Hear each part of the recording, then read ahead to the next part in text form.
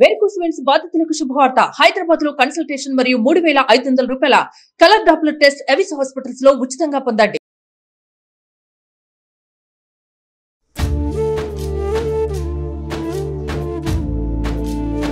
49 సమర్పించు moms kitchen కి స్వాగతం.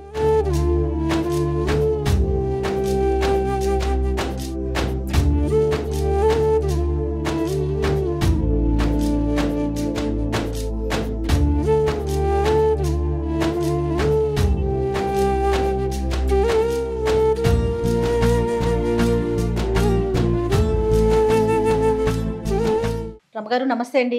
నమస్తే జయ. రమగారు, వినాయక చవితి స్పెషల్గా కొన్ని నైవేద్యాలు మనం చేసి చూపిస్తున్నాం. మరి ఇవాళ ఏం చేస్తున్నాం? జిల్లేడు కాయలు చేద్దాం. ఓ సూపర్. పాలకాయలు అని కూడా అంటారు, జిల్లేడు కాయలు అంటారు. కొంచెం పైన పెట్టే పదార్థంలో చిన్న చిన్న తేడాలు. ఒక్కసారి రెసిపీ చెప్తారా? కొబ్బరి లౌజ్ చేసుకుంటాం బెల్లం వేసి. కొబ్బరి లౌజ్ పైన బియ్య పిండితోటి కానీ లేదా బియ్యపు రవ్వతోటి కానీ కవర్ చేస్తాం దాన్ని. ఓకే. దాన్ని స్టీమ్ చేస్తాం. ఓకే. అవి పాలకాయలు లేదా జిల్లేడు కాయలు రెడీ. జిల్లేడుకాయ అంటే ఏమో కొంచెం బరగ్గా ఉంటుంది కాబట్టి రవ్వ పెట్టుకుంటాం. పాలకాయలు అంటే ఒట్టి పిండి అనమాట. ఇప్పుడు పాలకాయే చేస్తున్నాం అనుకో మనం. అట్లాగే నేను రెండింటికి ఒకటే రకం. ఓకే, చూద్దాం. ఒక కొబ్బరికాయ తీసారు, తురిమేసాము, గ్రైండ్ చేసాము, అందుకని చక్కగా మెత్తగా వచ్చింది. ఓకే. దీంట్లో ఒక కప్పు, ఒక కొబ్బరికాయకి సుమారుగా 1 కప్పు బెల్లం పడుతుంది. ఆ బెల్లం వేసేద్దాం. దీనికి కొబ్బరి వేయించాలి ఆ సిద్ధాంతాలు ఏం లేవు, వేయించక్కర్లేదు. పచ్చి కొబ్బరి చాలు. పచ్చి కొబ్బరి సరిపోతుంది మనకు. సరిపడా ఇక్కడ కావాల్సినంత వేసుకుంటే చాలు. దీన్ని ఏం చేయాలంటే చక్కగా హైలో పెట్టడం, కాస్త కలుపుకోవటం, మొత్తం ఒకసారి బెల్లం కొబ్బరి అంతా కలిసేలాగా 10 నిమిషాల్లో అయిపోతుంది. చిన్న పని. దీన్ని లౌజ్ చేసి ఇది చల్లారాక మనం ఇది ఉండలు చేసుకుంటాం. వేడివేడిగా పెట్టలేకపోతాం కదా.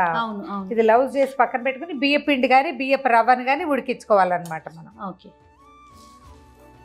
కొద్దిగా బెల్లాన్ని కరగనిస్తే కొబ్బరి లౌజ్ అయిపోతుంది. ఓకే. చూసి తీసుకోవటమే. ఇది కొంచెం మనకి ఏంటంటే కాస్త పాకం ముదిరితే బాగా గట్టిగా వస్తుంది. అంత గట్టిగా కాకుండా కొంచెం మృదువుగా ఉన్నప్పుడే దింపేసుకోవాలన్నమాట. మళ్ళీ మనం దీన్ని స్టఫ్ చేస్తాం కదా, లోపల టంగుగా ఉండకూడదు, కొంచెం మృదువుగా ఉండాలి.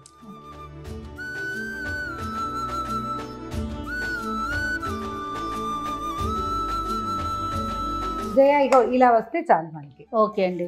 ఇది చూడు, ఇట్లా పాత్ర కతుక్కోకుండా వస్తుంది. ఇప్పుడు మనకి దీన్నే ఉండ చేసుకోవాలనుకో, మనం బాగా ముదురు పాకం రానివ్వాలి, అప్పుడే మనకు చక్కగా గట్టి ఉండొస్తుంది.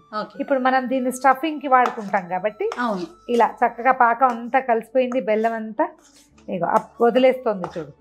ఈ స్టేజ్ లో తీసేద్దాం. మృదువుగా కనపడుతుంది, ఇది గట్టి ఉండరాదు, ఊరికే అలా వస్తుంది చూడు. ఇది మళ్ళీ చేతికి కొంచెం అంటుకుంటుంది. ఇలాంటి స్టేజ్ లోనే తీసేయాలి. ఇట్లా మృదువుగా ఉన్నది స్టఫింగ్ వస్తుంది అనమాట. చిన్న ఉండ అవుతుంది, టంగు ఉండవదు. ఆపేసేద్దాం స్టవ్. దీని పక్కన పెట్టు. కొంచెం బెల్లం వేసుకుందాం, 1 స్పూన్. పంచదార కూడా వేసుకోవచ్చు, మందే చాయిస్. పంచదార కానీ బెల్లం కానీ. 1 స్పూన్ నెయ్యి వేద్దాం ఇందులో. ఓకే అండి. ఇది నీళ్లు మరిగించి 1 స్పూన్ నెయ్యి వేసి బెల్లం కరిగిపోయే వరకు, బెల్లం కరిగే వరకు చాలు. జస్ట్ పైన అన్నది కూడా కొంచెం స్వీట్గా ఉండటం కోసం అన్నమాట మన పాయింట్. స్టవ్ ఆపేద్దాం. ఇప్పుడు మరిగిన నీళ్ళలో బియ్య పిండి వేసి తిప్పేద్దాం. అప్పాల పిండిలాగా చేసేయాలి జయ దీన్ని. చూడు ఎట్లా వచ్చిందో, టైట్గా వచ్చేసింది.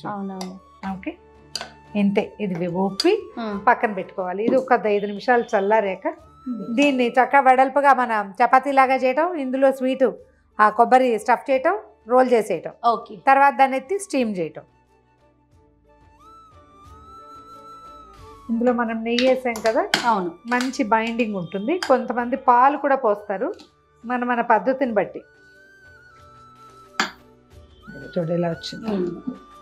ఇప్పుడు చూద్దాం ఇది ఉండొస్తుందా రాదా అని. వస్తుందండి గారు. ఓకేనా? ఇలా చేస్తాం. ఇందులో స్వీట్ పెట్టి దీంట్లో మూసేస్తాం అన్నమాట. ఓకే. 1 నిమిషం ఇంకొంచెం చల్లారనివ్వు, మనం మొత్తం చేయాలి కదా. ఈ లోపల స్టీమర్ తెచ్చి పెట్టుకుందాము. ఓకే.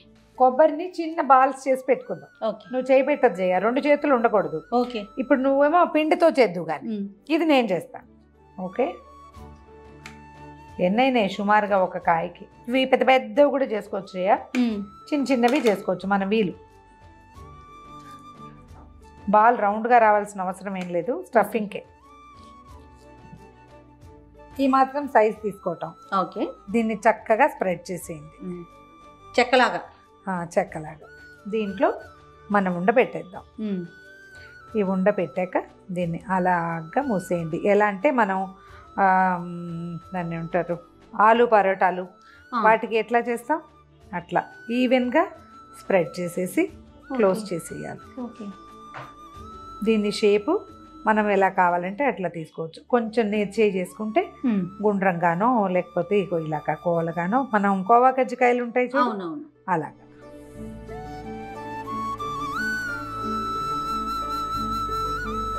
గుండ్రంగా చేసుకోవచ్చు, ఇలాగా కూడా చేసుకోవచ్చు. దీన్ని ఏం చేస్తామంటే స్టీమర్లో ప్లేస్ చేసేస్తాం. ఓకే, అంతే. కొంచెం నెయ్యి ఇస్తారా రమ్మగారు? దీన్ని ఉండదు.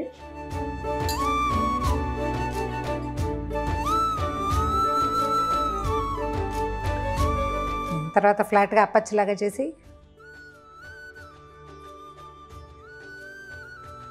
పిండిని కొంచెం బాగా అలా మర్దం చేస్తే నువ్వు చేయలేదు మళ్ళీ చేయి, అప్పుడు నున్నగా వస్తుంది. స్టీమర్లో మనం చూడు మన పాలకాయలన్నిటినీ ప్లేస్ చేసేసాం. ఓకే, దీన్నేమో ఒక గ్లాస్ నీళ్ళు పోసాం. ఇది పెట్టేద్దాము, దీనికి మూత పెడదాం. మన దగ్గర ఒకవేళ ఇలాంటి స్టీమర్ లేకపోయినా కూడా ఒక గిన్నెలో కింద నీళ్ళు పెట్టాం, ఒక గ్లాసు, ఒక తెల్లటి బట్ట వాసన కట్టేసి దాన్ని అంటే కట్టి టైట్గా బట్టను మాత్రం తడిపి పెట్టాలి ఎప్పుడు కూడా. తడిపేసి పిండేసేయాలి. 2 మడతలు వేసి ఒక మడత దాని మీద వేసి కట్టేస్తామా, ఈ పాలకాయలు పేర్చడం, 2వ మడతను దాని మీద వేసేయటం. ఇట్లా కొంచెం డోమ్గా ఉండే ఒక మూతను ఇట్లా అంటే ఇలా కవర్ ఫ్లాట్ మూత కాకుండా కొంచెం స్టీమ్ కదిలే లాంటి మూత కనుక పెడితే చక్కగా గిన్నెలో కూడా స్టీమ్ చేసుకోవచ్చు. ఈ సంవత్సరం ఇది కుదిరింది అంచేత అన్ని దీంట్లో చేస్తున్నాం. బాగుంది కూడా, చక్కగా అయిపోతుంది కదా గారు. ఇడ్లీలు పెట్టుకోవచ్చు 4 ప్లేట్లు, లేకపోతే ఇట్లా మనం ఏదైనా అవసరమైతే గ్లాస్ ఇడ్లీలు, కప్ ఇడ్లీలు చేస్తాం, అవన్నీ కూడా పెట్టుకోవచ్చు ఇందులో. చూడండి ఉపయోగపడే వస్తువు. అయితే ఇది 5-7 మినిట్స్ స్టవ్ మీద ఉంచాలి. ఇడ్లీ లాగానే ఒక 5 నిమిషాలు హై ఫ్లేమ్లో, తర్వాత 2 నిమిషాలు సిమ్లో ఉంచి 7 మినిట్స్ తర్వాత స్టవ్ ఆపేసేయండి. చల్లారేదాకా సెటిల్ అయ్యేదాకా అట్టపెట్టి అప్పుడు కొంచెం చల్లారినాక తీస్తే చక్కగా పాలకాయలు విడిపోకుండా బాగా వస్తాయి. తప్పకుండా అండి. మూత తీద్దామా? అలాగే రమ్మగారు.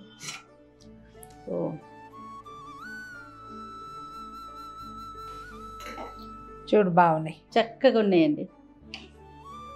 తీసేద్దామా?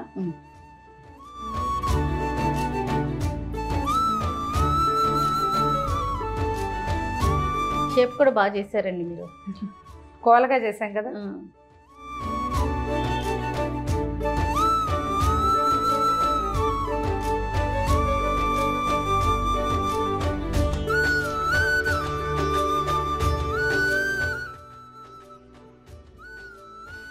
చూడు లోపల ఎట్లా ఉందో చూపిద్దామని. ఓకే,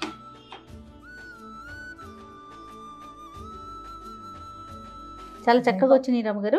మన పాలకాయలు రెడీగా ఉన్నాయి. జిల్లేడుకాయలు అని కూడా అనొచ్చు, చాయిస్ని బట్టి. ఒకవేళ బియ్యపిండి కాదు అనుకుంటే బియ్యపు రవ్వతో కుడుములు చేస్తాం కదా, అందులో కూడా దీన్ని స్టఫ్ చేసుకోవచ్చు. ఇలానే వస్తాయండి, ఇలాగే వస్తాయి. అవి కూడా బయట రవ్వ వస్తుంది, దీనికి పిండి వచ్చింది. ఇది చేయటం చక్కగా నైవేద్యం స్వామికి సమర్పించేయటం. Right, thank you so much రమ్మగారు. Thank you Jaya. తప్పకుండా ఈ రెసిపీని మీరంతా ట్రై చేయండి. ఇక ఈ వీడియో కనుక మీకు నచ్చినట్లయితే లైక్ చేయండి, షేర్ చేయండి. మరిన్ని ఇంట్రెస్టింగ్ వీడియోస్ కోసం మా ఛానల్ని సబ్స్క్రైబ్ చేసుకోండి.